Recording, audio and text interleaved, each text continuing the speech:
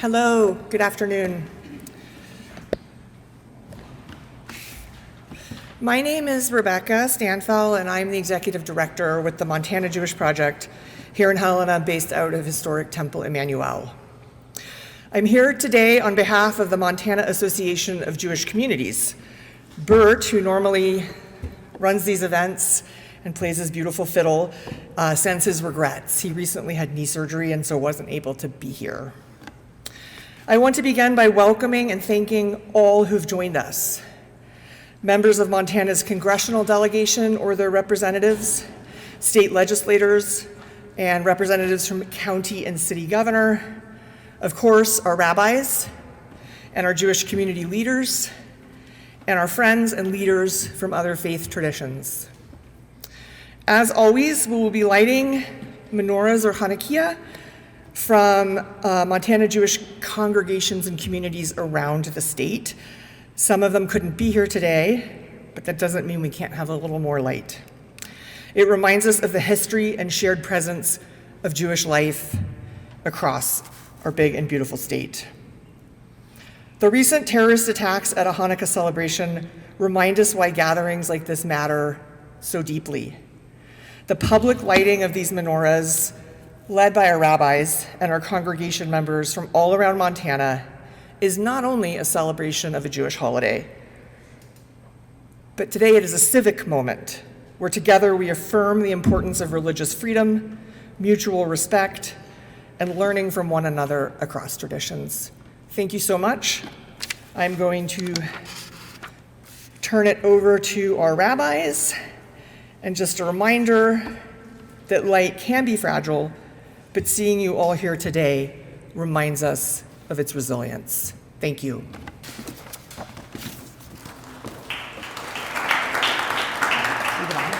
Speaking first, we lighting? How does it work? Are we lighting or are we speaking? No, you guys I remember. I think we're gonna light and then speak. Is that how we normally do it? Yes. Sure you want to hear me speak first? No? Well, it takes us a while to all get up. Let's do it. Whoever's going to be lighting for the community should come up. Everyone who's gonna light this one on this come All up. right. Yes, I'm Billy. So Barry, Aaron, Kaylee. So Marshall.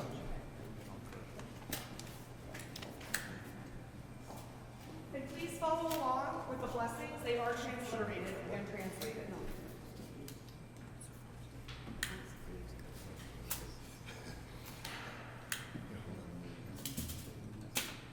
Careful there.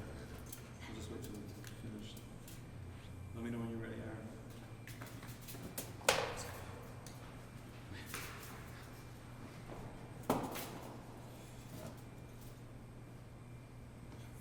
Ready? And run the capital. Start the brothers.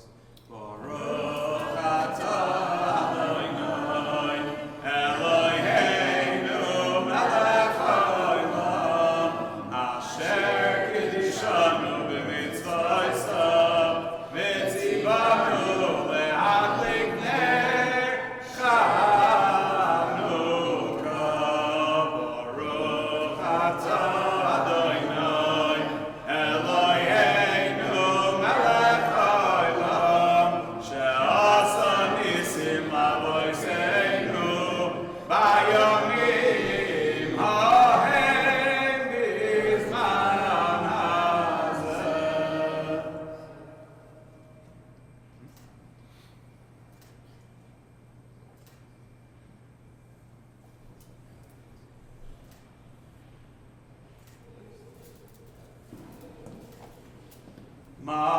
Ma'osur Yeshuvati lechana leshabeach tikom be'tefilati v'shamtoda nezabeach li'etachim matbeach mitzor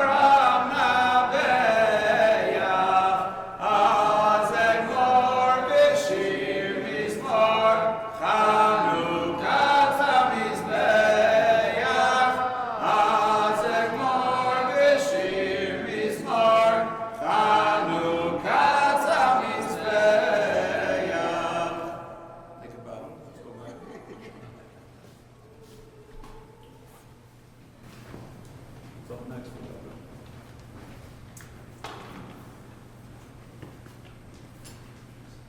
So we have three rabbis speaking?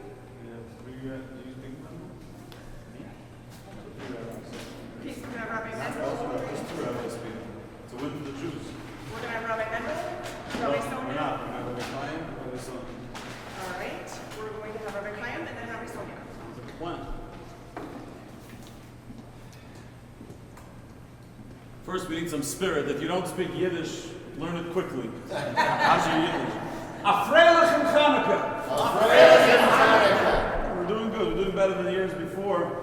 Before I share my words, I just want to remind everyone there's dreidels, there's menorahs, there's candles, there's Montana Jewish Boys. I see there's some treats here. We have some kosher latkes here that are delicious. If they're not warm enough, you can take them home and warm it up. I told someone earlier, I told the Attorney General earlier that the reason we eat latkes and donuts on Hanukkah is because the heartburn lasts for 8 days. And so we want to fulfill the special celebration. Definitely take them home because we've got There you go. 1,000. So Rebecca mentioned about the terrible attack in Sydney on Sunday. And for Chabad rabbis and rebbitzins in particular, the last few years have been pretty wild because it seems like the new destination for terrorists is at every Chabad event. We are the most vocal, most public. Rebecca mentioned public menorah lightings, and the truth is, there was a time just 20, 30 years ago where many organizations, the ACLU and many Jewish organizations, including the ADL and others, were fighting public menorah lightings. That Jews shouldn't be doing public menorah lightings. And today the winds have shifted. And all denominations of Judaism are doing exactly what my mentor, our beloved mentor, Rabbi Schneers from the Lubavitcher Rebbe of blessed memory, believed in, that public expression of our Judaism strengthens the Jewish people's zest. It gives us enthusiasm and reminds our neighbors who aren't Jewish that we Jews have nothing to be ashamed of, and it's up to our neighbors to say, are we going to stand with the Jews or not? Rabbi Eli Schlanger, Rabbi Yaakov Levitan, two of my colleagues, both 40 years old and 37 years old, murdered in cold blood by Islamic jihadist terrorists, along with 14 others and many, many injured. May God send them all a speedy recovery for the fact that they were willing to celebrate Hanukkah in public on Bondi Beach, a place that is a beacon of democracy and freedom, or at least they say so. And the Australian government had a lot of information that there were threats out there and did nothing about it. Here in Montana, in the last 48 hours, I've had the honor of lighting menorah with the superintendent of schools, with the attorney general, with the governor. I got text messages on Sunday morning. I barely was up when the news came out of Australia. Senator Shee, Senator Daines, our congressman. We live in a state where the people support Jewish people's ability to live and celebrate as Jews, but that is not a given. And we have to call a spade a spade. Our governments need to do what they need to do, but then there's the more important part, which is that we Jews have to do what Jews do. You try to put out our menorah, you try to extinguish our light, we will light 1 million more menorahs. You can take your AK-47s and your bombs and your Kalashnikovs. They could never extinguish the light of the Jewish people. We will never stop searching for pure oil. We will never stop believing in the ability of miracles to happen by Yomim Ha'eh Bizman Hazeh, in those days at this time. The miracles are not something that only happened during the splitting of the sea or Judah the Maccabee finding oil. They are miracles that are transpiring, not miracles necessarily of the sea splitting, but the miracle of the Jewish people who are gathered here today. And our friends who are with us here today who recognize that we don't cower, we don't hide, we don't surrender, we shine, and we shine brighter than ever before. And they try very, very hard. I mentioned this in Bozeman, so I apologize to a few of you that were in Bozeman last night. In 1996 at Dizengoff in Tel Aviv, a suicide bomber blew up Dizengoff right on the eve of Purim, killing 13 Jews and maiming hundreds more. They tried to take away our joy of Purim. In Netanya and Pesach and Passover 2002, they tried to take our Passover away. They bombed a hotel where Jews were sitting and having a Seder. On October 7th, on Shmini Atzeres, on Simchas Torah, they came to take away our dancing. They wanted to take away our joy and dancing of the holiday. It didn't work. It didn't work on Purim. It didn't work on Pesach. It didn't work on Simchas Torah. We dance, we celebrate, we shine. Just recently, on Yom Kippur in Manchester, they tried to take away our connection to God. What did the Jews do? They went with their blood-drenched clothing into a separate room and they continued their prayers. And now, on the eve of Hanukkah, It was the eve of Hanukkah for us. It was already the first night in Bondi Beach in Australia. They try to take away our light. They try to dim the light of the Jewish people, the incredible light that has continued for 3,300 years of illuminating this world, and they failed and will continue to fail. I'm standing here today, I'm not wearing a bulletproof vest. I don't have personal armed security, although I'm very grateful for our state troopers that are here. I'm not running, I'm not hiding, we're not cowering, and either should you. If you don't have a menorah in your window, I don't care if you're Jewish or not, tonight put a menorah in your window. Tell your neighbors, tell your friends, I stand with the Jewish people, but more than that, I stand with light. I represent the illuminators, not the forces of darkness, and it's a choice we each make. There's no more gray area. Either you're with light or you're against light. That's a choice that each of us gets to make every single day. And with that, I'm going to wish each of you a bright, illuminated, rocking Hanukkah. And just for points, let's do it one more time. At this point, you're experts in Yiddish at this point. Afreilach Hanukkah. There you go. Rabbi Sonia. Nice job. I think so. I'll come back next time.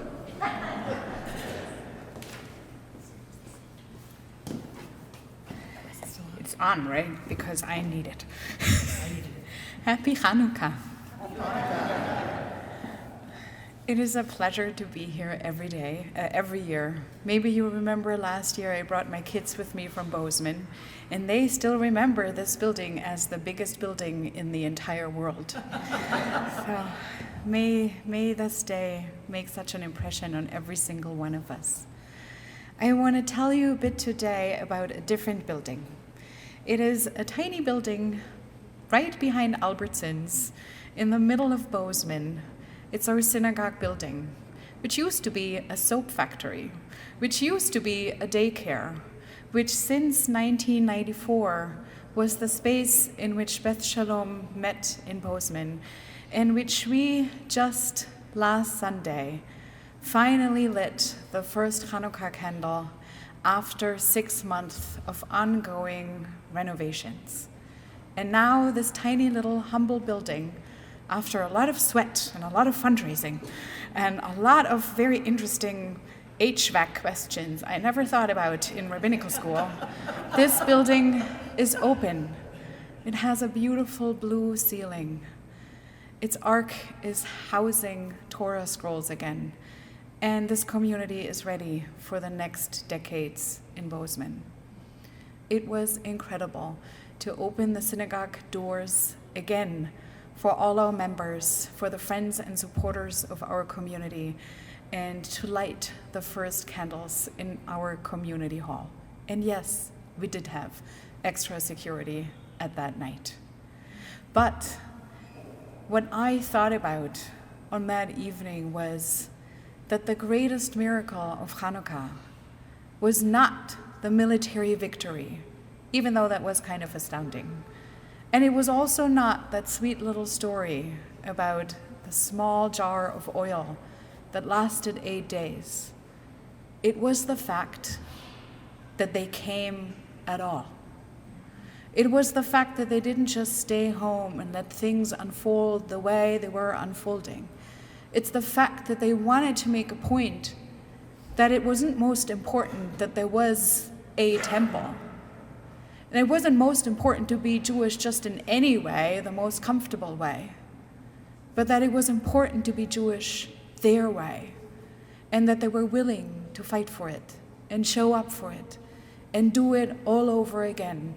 And since then, we have been doing it all over again every single year. Mizmor Shir Chanukat Habayit David. We are singing a song to rededicate the house of David every single time we step into a sacred Jewish space. This year for Hanukkah, I send out with our congregational newsletter suggestions, because more I can't do, suggestions on how to dedicate the light of each new candle on the subsequent days of Hanukkah. Light a candle one day in honor of Jewish heroes. Might be different kinds of heroes. Maybe some will choose military heroes. Maybe someone will choose an MIT professor who was shot 2 days ago in his house. Maybe you want to choose that unit of female soldiers who saw evil coming and weren't listened to. Maybe you want to choose a Jewish poet. Then light another candle in honor of the Jewish people of today. All the Jews, some of them not heroic at all, some of them deeply afraid and sad, some of them confused. And all that is okay. Light a candle for the virtue of freedom and of peace. Light a candle for justice, for Torah, for truth, for honesty, and for humility. This time in the world, I honestly do not think is the worst time that ever happened, which might shock you. But I think if you're very honest, it was much worse. It could be much worse. But it is a time that maybe in all sincerity ask you every day anew, what are you basing your decisions on? What are your values? Whom do you want to listen to? How do you want to live your life? We all have freedom to make different kinds of flames rise. May the flames of this Hanukkah be flames of peace, flames of quiet, flames of hope, flames of rationalism, flames of connectedness, flames of creating together a home in which everybody can be at peace. Happy Hanukkah.